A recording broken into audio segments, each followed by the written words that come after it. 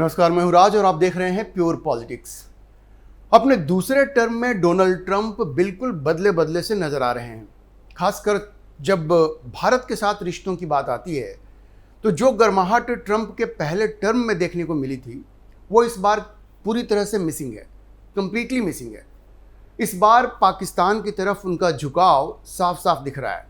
जबकि पहले टर्म में ट्रंप की नज़र में पाकिस्तान एक आतंकी देश था, वो देश जिसने ओसामा बिन लादेन को अपनी धरती पर पनाह दे रखा था। लेकिन अब ट्रंप ये सब भूल चुके हैं।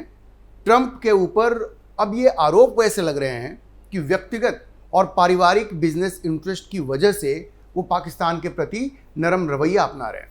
अब देखिए, ये जो क्रिप्टो डील हुई है ट्रंप फैमिली ओन WLFI और पाकिस्तान के PCC के बीच, इस पे काफ़ी सवाल उठ रहे हैं। ये जो क्रिप्टो फर्म है अमेरिकी WLFI, कहा जा रहा है कि उसमें जो 60% शेयर हैं वो ट्रंप की फैमिली के पास है। और ये जो PCC है, पाकिस्तान क्रिप्टो काउंसिल, ये लगभग 1 महीने पहले जब ये डील साइन हुई उसके 1 महीने पहले ये कंपनी वहाँ बनाई गई है। और ये जो समझौता हुआ है WLFI के साथ PCC का, उसमें सीधा सीधा हाथ रहा है पाकिस्तान के प्रधानमंत्री शहबाज शरीफ का और वहाँ के आर्मी चीफ आसिफ मुनीर का। अच्छा, ये बड़े आश्चर्य की बात है कि ये डील हो गई लेकिन पाकिस्तान में क्रिप्टो करेंसी आज भी बैन है। तो आप समझ सकते हैं कि ये जो डील पाकिस्तान की सरकार ने किया है वो अपने देश के नियम कानून की धज्जियाँ उड़ा करके सिर्फ ट्रंप को खुश करने के लिए डील किया है। और ये भी ध्यान रखिए कि अमेरिका के राष्ट्रपति डोनाल्ड ट्रंप वो WLFI में चीफ क्रिप्टो एडवोकेट हैं। ऐसा पहले आपने कभी सुना है? एक प्राइवेट फर्म में उनको डेजिग्नेट किया गया है चीफ क्रिप्टो आर्किटेक्ट के रूप में। तो ये बिल्कुल स्पष्ट है कि उनकी फैमिली का ये जो बिजनेस इंटरेस्ट है उसने कहीं ना कहीं ट्रंप के जो फैसले हैं पाकिस्तान को लेकर के उसको प्रभावित किया है। लेकिन जहां तक भारत और पाकिस्तान के रिश्तों की बात है तो इस रिश्ते में जो गिरावट आई है, अब सच्चाई ये है कि वो ट्रंप तक ही सीमित नहीं है। मतलब वो ट्रंप के आने के बाद शुरू हुआ हो, ये ऐसा नहीं है। दरअसल अमेरिका का जो इस्टेब्लिशमेंट है, जो डीप स्टेट है, वो वैसे चीन के खिलाफ भारत की मदद तो चाहता है, लेकिन भारत और अमेरिका का रिश्ता बराबरी का हो ये नहीं चाहता। डीप स्टेट ये चाहता है कि भारत पूरी तरह से उसके खेमे में आ जाए। जैसे उसके वो पिछलग्गू देश है ना, जैसे ब्रिटेन हुआ, ऑस्ट्रेलिया हुआ, वो जो अमेरिका कहता है वही ये लोग कहते हैं। अगर अमेरिका को सर्दी आ जाए तो ये लोग छींकना शुरू कर देते हैं। तो अमेरिका अब ये चाहता है कि भारत भी वैसे ही करे, पूरी तरह से उसके खेमे में हो। भारत भी वही करे जो अमेरिका के है, बिल्कुल गुलामों की तरह। लेकिन टकराव तब शुरू हुआ जब भारत के प्रधानमंत्री नरेंद्र मोदी ने अमेरिका की गुलामी करने से साफ मना कर दिया। देखिए, रूस यूक्रेन युद्ध के मुद्दे पर अमेरिका ये चाहता था कि भारत रूस की निंदा करे, लेकिन नरेंद्र मोदी ने इससे साफ इनकार कर दिया, क्योंकि नरेंद्र मोदी का ये मानना था कि रूस एक मित्र देश है और कई मौक़ों पर, कई सेंसिटिव मौक़ों पर रूस ने भारत का साथ दिया। आप याद कीजिए किस तरह से नरेंद्र मोदी रूस के दौरे पे गए, वहाँ जा करके वो व्लादिमीर पुतिन से मिले और उस वक्त अमेरिका ने काफ़ी मना किया नरेंद्र मोदी को कि भाई आप वहाँ मत जाइए, लेकिन नरेंद्र मोदी ने उनकी सुनी नहीं। उन्होंने कहा कि हम जाएंगे, क्योंकि सिक्योरिटी काउंसिल में जब ये कश्मीर का मुद्दा उठता था, जब ये शीत युद्ध का दौर चल रहा था, तो ये सोवियत संघ, जो उस वक्त सोवियत संघ हुआ करता था, ये सोवियत संघ ही था जो भारत का साथ देता था। उसके अलावा जब 1971 का युद्ध हुआ पाकिस्तान के साथ और अमेरिका ने अपना 7वां बेड़ा भारत के खिलाफ भेजा, तो रूस ने भी, उस वक्त के सोवियत संघ ने भी अपना बेड़ा भारत के समर्थन में बे ऑफ बंगाल में भेज दिया। तो ऐसे ऐसे मौक़ों पे सोवियत संघ ने, जो आज का रूस है, उसने भारत की मदद की थी। तो नरेंद्र मोदी का ये कहना था कि अमेरिका के कहने से हम अपने रिश्ते रूस से तोड़ नहीं लेंगे, और ये एक बहुत बड़ा पॉइंट ऑफ फ्रिक्शन हो गया भारत और अमेरिका के रिश्तों के बीच में। उसके अलावा आप ये देखिए कि जब पूरी वेस्टर्न कंट्रीज़ ने, यूरोप ने, अमेरिका ने रूस के ऊपर ये प्रतिबंध लगा दिया, उस वक्त भी भारत ने रूस से ऑयल आयात करना, तेल आयात करना जारी रखा और इससे रूस को बड़ी राहत मिली, क्योंकि देखिए रूस पे प्रतिबंध लग गया, अब उसके पास तेल का बहुत बड़ा भंडार है। तो भारत ने क्या किया कि भारत ने रूस से तेल खरीदा और फिर उसको रिफाइन करके यूरोप को बेचा। अब ये अमेरिका को ऐसा लगा कि भारत रूस का फायदा पहुंचाना चाह रहा है या फायदा पहुंचा रहा है, क्योंकि सैंक्शंस का मतलब तो ये होता है कि आप उसकी इकोनॉमी को क्रिपल कर दें, लेकिन भारत सामने से आ करके रूस की उसने मदद की और ये बात भी अमेरिका को पसंद नहीं आई। और डॉक्टर जयशंकर से जब ये बात पूछी गई, जब वो गए थे यूरोप, तो उन्होंने इस पर बड़ा तंज करते हुए कहा कि अगर यूरोप के जो देश हैं अगर वो रूस से गैस खरीद सकते हैं तो भारत तेल क्यों नहीं खरीद सकता? ये डबल स्टैंडर्ड क्यों? मतलब आपकी मर्जी है, आप चाहे जितना गैस खरीद लो, लेकिन भारत अगर खरीदता है तो आप बोलेंगे कि ये गलत हो रहा है। तो ये डबल स्टैंडर्ड नहीं चलेगा। ऐसा नहीं है कि आप जो कहेंगे हम आंख बंद करके, कान बंद करके बिल्कुल वही कहेंगे जो हमें इशारा किया जाएगा। जयशंकर ने बिल्कुल साफ साफ कह दिया। और ये जो नरेंद्र मोदी सरकार की ये जो एक पॉलिसी रही है कि हमारी एक इंडिपेंडेंट पॉलिसी, फॉरेन पॉलिसी रहेगी, वो ना अमेरिका को पसंद आया न यूरोप को पसंद आया। और उस वक्त भी आप याद कीजिए, उन लोगों ने कहा था, भारत को धमकाया था कि भाई अगर आप ये रूस यूक्रेन युद्ध के मुद्दे पर अगर आप यूक्रेन का साथ नहीं दे रहे हैं, वेस्टर्न कंट्रीज़ का साथ नहीं दे रहे हैं, और अगर कल को चाइना ने आपके ऊपर आक्रमण कर दिया तब आप क्या करेंगे? हम भी आपका साथ नहीं देंगे। तो नरेंद्र मोदी ने कहा कि भाई हमें आपकी ज़रूरत नहीं है, चाइना को हम अपने दम पर हैंडल कर लेंगे। और हम लोगों ने किया। 2020 में गलवान का जो युद्ध हुआ उसमें जिस तरह से उनके सैनिकों का नुकसान हुआ, वियतनाम युद्ध के बाद पहली बार इतनी बड़ी संख्या में चीन के सैनिक मारे गए। आधिकारिक तौर पे तो वो 4 ही स्वीकार करते हैं, लेकिन अगर ऑस्ट्रेलियाई और अमेरिकी मीडिया को माने तो 50 से ज़्यादा चीन के सैनिक मारे गए। भारत के भी 21 सैनिक शहीद हुए, लेकिन इतनी बड़ी संख्या में चीन के सैनिकों की जो शहादत हुई, ये पहली बार हुई वियतनाम युद्ध के बाद। तो भारत ने दिखा दिया कि चीन को वो अपने दम पर टैकल कर सकता है, उसके लिए अमेरिका या यूरोप की ज़रूरत नहीं है। अच्छा देखिए, दूसरा जो पॉइंट ऑफ कंटेंशन है, जो फ्रिक्शन का जो पॉइंट है भारत और अमेरिका के बीच में, वो है रूस से आर्म्स का इंपोर्ट। आपको पता है भारत का जो हथियार का आयात होता है उसमें रूस की एक बहुत बड़ी उनका परसेंटेज है। धीरे धीरे वो घट रहा है, लेकिन आज भी बड़ी संख्या में भारत जो है अपने हथियार रूस से ही खरीदता है। और ये भी भारत और अमेरिका के बीच में एक सोर पॉइंट बन गया है, एक फ्रिक्शन पॉइंट बन गया है। अब आप देखिए, भारत का जो मेन फाइटर जेट है सुखोई 30, वो भी रूस से ही भारत लेता है। और अभी बात हो रही है Sukhoi 57E 5th generation fighter aircraft लेने की, और वो भी रूसी ही है। तो इन चीज़ों को लेकर के भी एक फ्रिक्शन है भारत और अमेरिका के बीच में। इसके अलावा ब्रिक्स की जो मेंबरशिप है वो भी अमेरिका को पसंद नहीं आ रही है। वो कह रहा है कि ब्रिक्स जो है वो डॉलर को कमज़ोर करने की कोशिश कर रहा है, डॉलर को इंटरनेशनल करेंसी के रूप में जो स्थापित है उसको चेंज करने की कोशिश कर रहा है, और इससे भी वो खुश नहीं है कि भारत क्यों ब्रिक्स का मेंबर है। तो ये बिल्कुल ये भी एक फ्रिक्शन पॉइंट है। लेकिन भारत ने बड़ा स्पष्ट कह दिया है कि वो अमेरिका के कहने से ना तो ब्रिक्स से बाहर निकलेगा और ना ही रूस के साथ उसके जो मिलिट्री संबंध हैं, उससे जो इंपोर्ट करता है हथियार, वो उसको बंद नहीं करेगा, चाहे अमेरिका कुछ भी कहता रहे। अभी आपने देखा होगा यूएस के जो कॉमर्स सेक्रेटरी हैं हावर्ड लुटनिक, उन्होंने कहा कि ये जो रूस के साथ भारत के जो मिलिट्री संबंध हैं और ये जो आर्म्स इंपोर्ट करता है भारत रूस से, वो एक्चुअली यूज द वर्ड कि it has rubbed the United states the wrong way. मतलब इसने अमेरिका को बड़ा ही नाराज कर दिया है। तो लेकिन सवाल है कि इन बातों से भारत अपना निर्णय बदल देगा, ये तो होने वाला नहीं है, क्योंकि नरेंद्र मोदी ने बहुत स्पष्ट रूप से कहा है कि हमारी फॉरेन पॉलिसी बिल्कुल हम अपने इंटरेस्ट को ध्यान में रख करके बनाएंगे। ऐसा नहीं कि हमें अमेरिका कुछ कह रहा है तो हम उसको मान लें, यूरोप कुछ कह रहा है तो हम उसको मान लें, और ये एक बहुत बड़ा फ्रिक्शन पॉइंट बन गया है। उसके बाद आप देखिए कि अभी यूएस सेंट्रल कमांड के जो चीफ हैं, उन्होंने पाकिस्तान की इतनी तारीफ की है कि सारी दुनिया स्तब्ध है।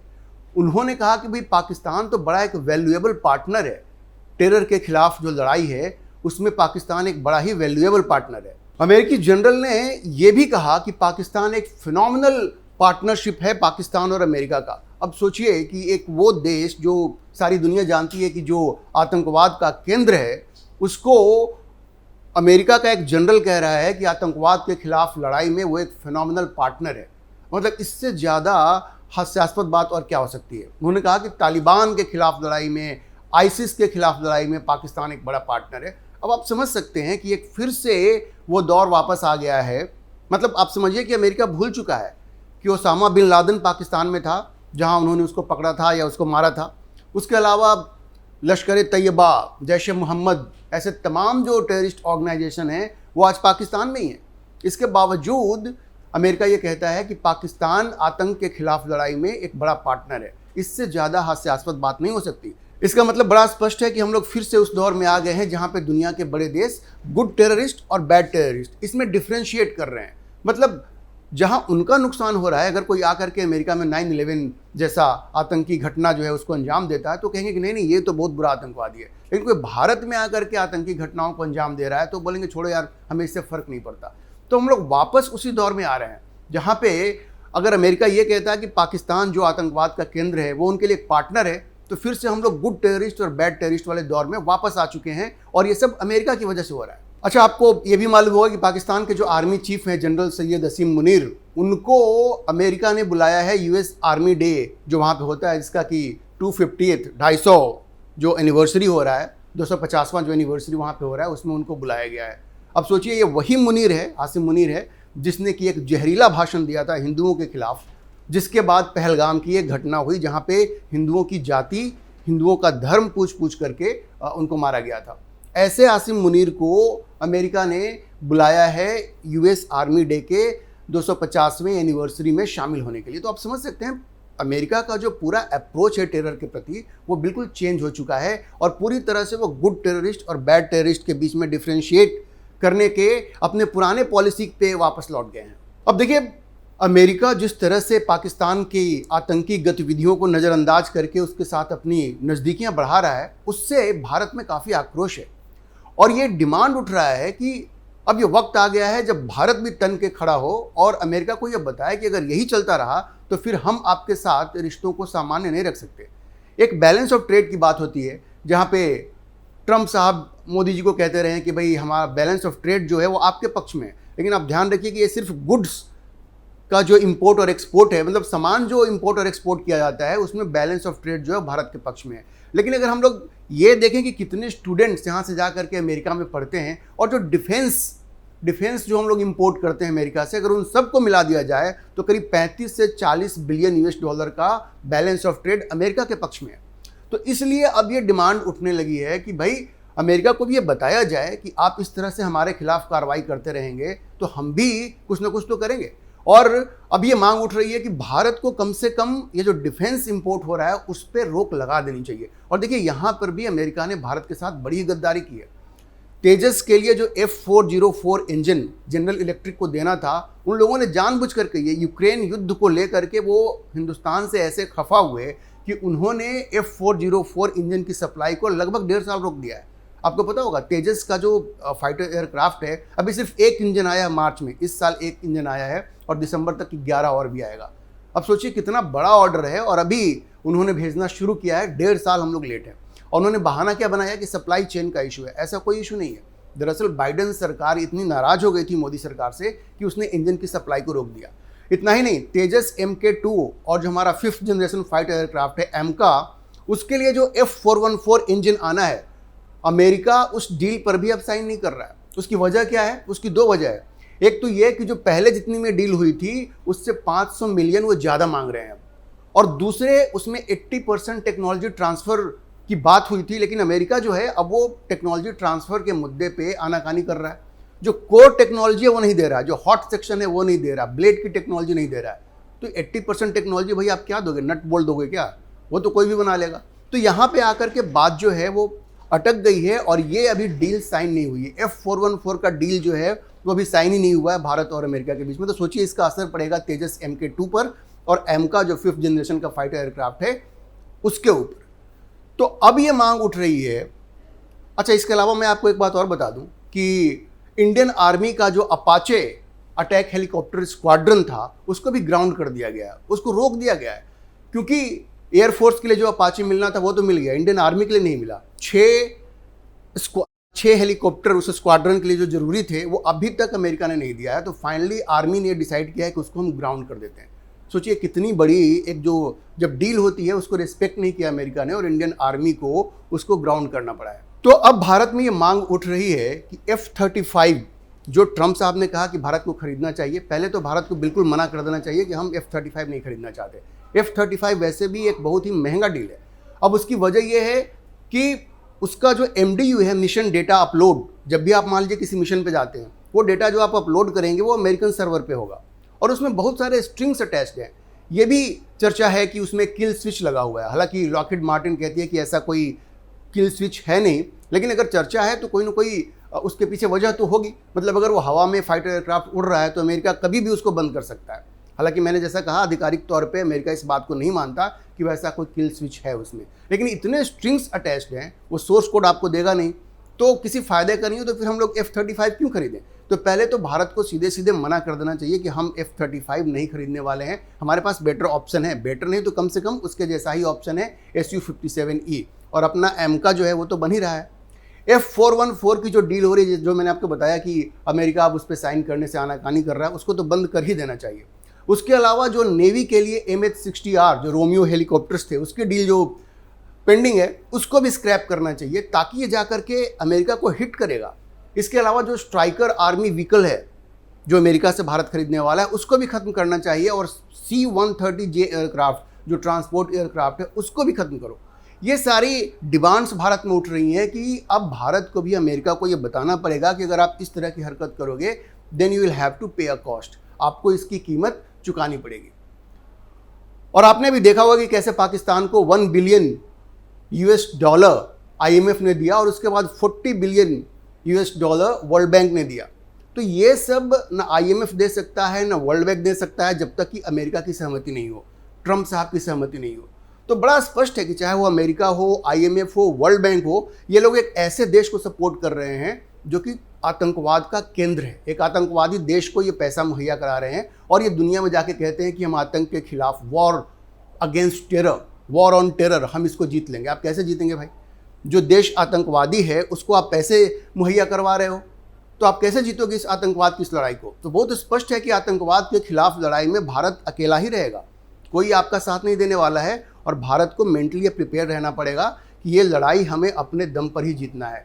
और नरेंद्र मोदी की जो पॉलिसी है, जिस तरह से उन्होंने अमेरिका के दबाव के सामने झुकने से इनकार कर दिया है, इस धमकी के बाद भी कि चीन से लड़ाई होगी तो आप अकेले लड़ लेना, तो मोदी ने कहा कि ठीक है हम अकेले लड़ लेंगे। तो ये जो रिजॉल्व दिखाया है नरेंद्र मोदी ने वो वाकई काबिल तारीफ है, लेकिन ये जरूर है कि पूरे देश को इस बात के लिए तैयार रहना चाहिए कि आतंक के खिलाफ लड़ाई में ये लड़ाई हमें अकेले ही लड़नी पड़ेगी, हम अकेले ही रहेंगे। हम इस खबर पर आगे भी नज़र बनाए रखेंगे और आपको अपडेट करते रहेंगे। इस मुद्दे पर आप क्या सोचते हैं अपनी राय कमेंट बॉक्स में जरूर लिखें, और अगर आपको ये वीडियो पसंद आया हो तो आप इसे लाइक करें, शेयर करें और हमारे चैनल को सब्सक्राइब जरूर करें।